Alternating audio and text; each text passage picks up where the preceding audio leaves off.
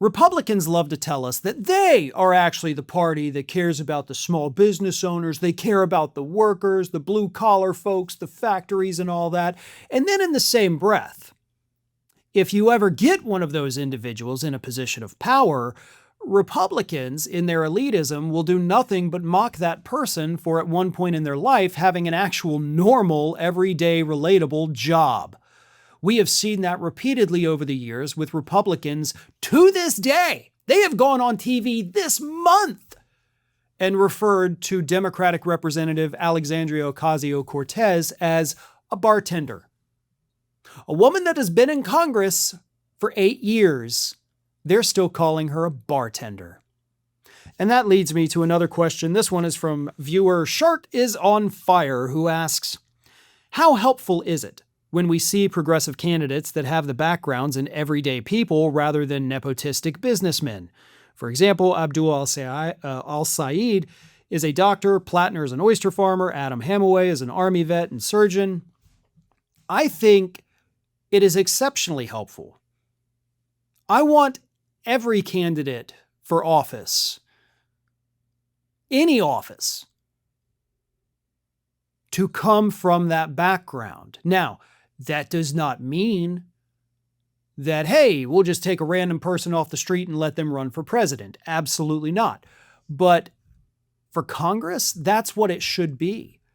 And it doesn't only have to be factory workers or doctors. We should have lawyers in there too, but that's also still a relatable everyday job. Yeah, they make a little more money, as do the doctors, but they all come from different backgrounds.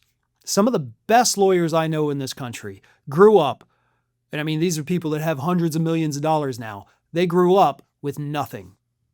Dirt, floor, poor. And they never forgot that. Even when they amass these millions of dollars, they still remember that.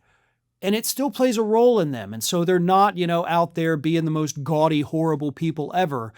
They still have those, down home values that money didn't change. So I do think that's good. And I'll tell you another thing. In addition to having average everyday workers running for Congress or even the Senate, I also want to see more scientists. I know you mentioned doctors, and yes, most scientists obviously do have doctorate degrees, but I mean actual scientists, not just doctors. I want to see intellectuals. I want to see a Congress that actually looks like a microcosm of the United States. Not a bunch of wealthy people whose parents were in politics and so they got into politics and they've grown up in the lap of luxury and they're doing insider trading and making hundreds and hundreds of thousands of dollars a year. I want average, everyday, working class people.